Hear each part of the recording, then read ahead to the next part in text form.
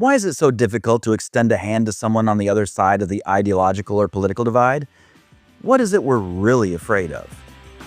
What's up, my EFF? Let me tell you how it is. You've stumbled upon God Jots, a series about the nature of love, compassion, joy, and the real-life connection between human beings. I'm Ender Bowen, Nashville, Tennessee rock pop artist, author, husband, father, complete dork, and aspiring compassionist. Sit back, relax, and be prepared to laugh, cry, maybe even share some childhood memories.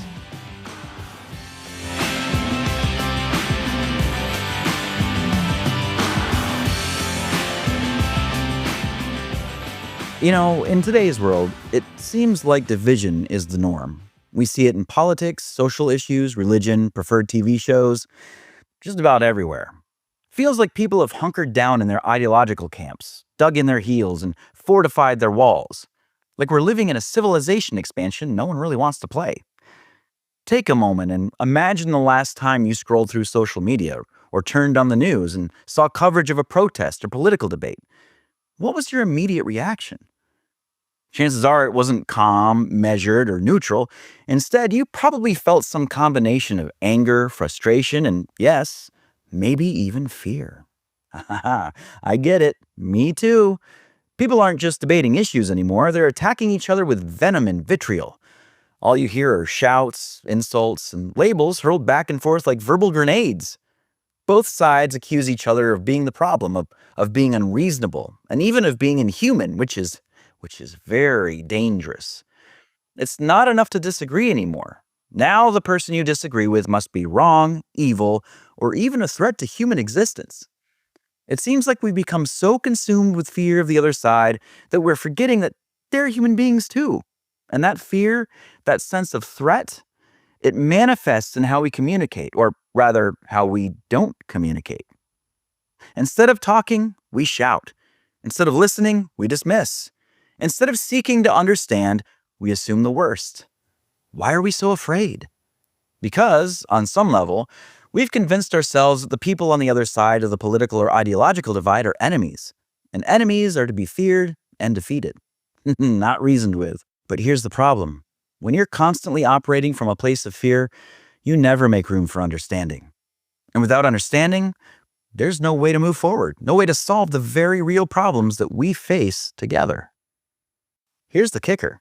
The fear of the other side isn't even the most paralyzing fear in this whole mess.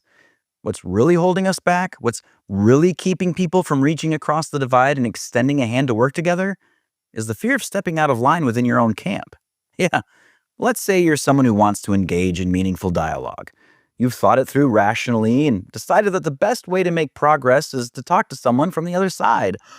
Ooh, someone who sees the world differently than you do. It's a brave and important step, but then what happens? You hesitate. Not because you're afraid of the person on the other side. No. You're afraid of what your own friends, peers, or fellow activists will say.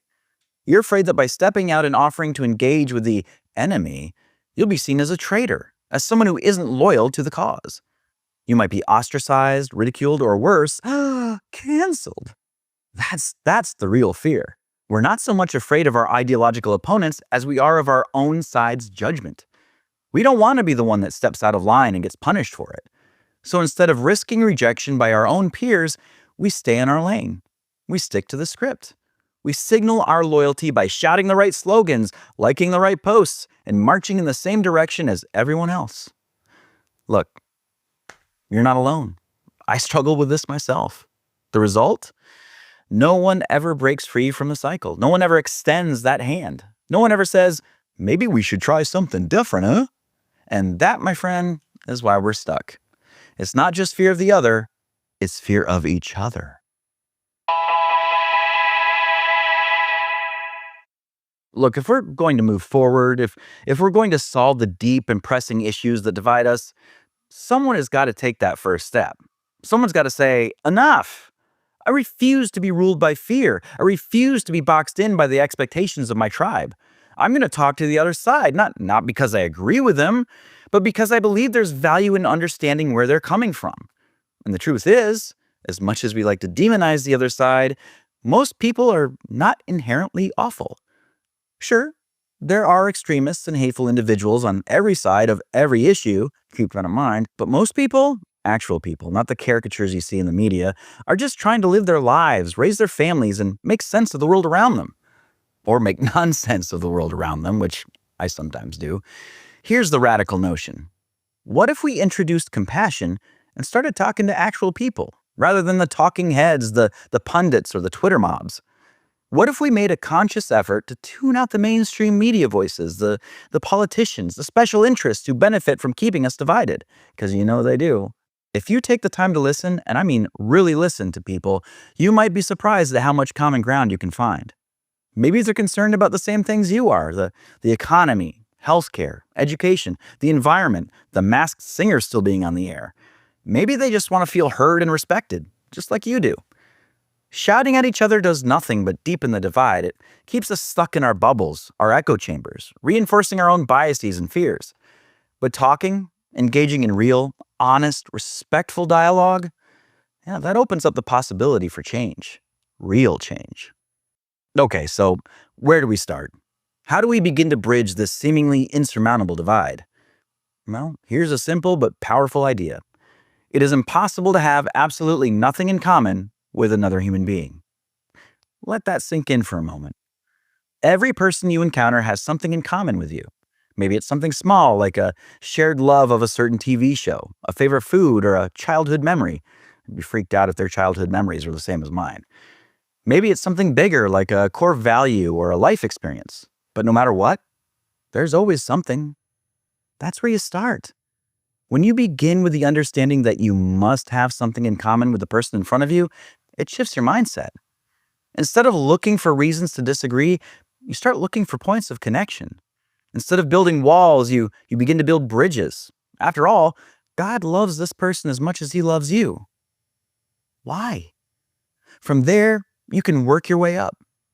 Maybe you don't agree on politics, but you both care about your community. Maybe you don't see eye to eye on social issues, but you both want a better future for your children. And that's the key. Once you find that common ground, no matter how small, you have a foundation to build on. From that foundation, you can begin to have the harder conversations.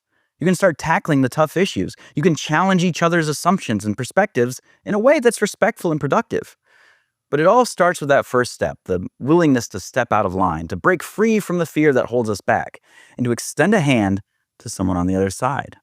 Because at the end of the day, we're all in this together, and the only way forward is together. All right, now it's your turn. Have you, either now or in the past, been afraid to speak your mind or move towards compassionate discourse with the other side because of a fear of being ostracized by your tribe? How did you conquer this fear and move forward? What was that experience like? If you're still being held back by this fear, what do you think could help you defeat it? Do you agree with the premise of this episode? I would love for you to share your thoughts about this episode with my growing community of aspiring compassionists. Find out how to join us on Discord by going to enderbowen.com/Discord. If you like this episode and want to be notified when new ones are uploaded, make sure you don't leave without hitting that little subscribe button. Or subscribe to God Jots on your favorite podcast streaming service. You can also check out more God Jots, as well as subscribe to the mail list for ebooks, updates, and exclusive content at godjots.com. Until next time, be honest with yourself. Be truthful with others. Give people the opportunity to surprise you. And remember that it's impossible to have absolutely nothing in common with another human being. I did just say that this episode, didn't I? Be a little light in the world. I'm sure I'll see you soon.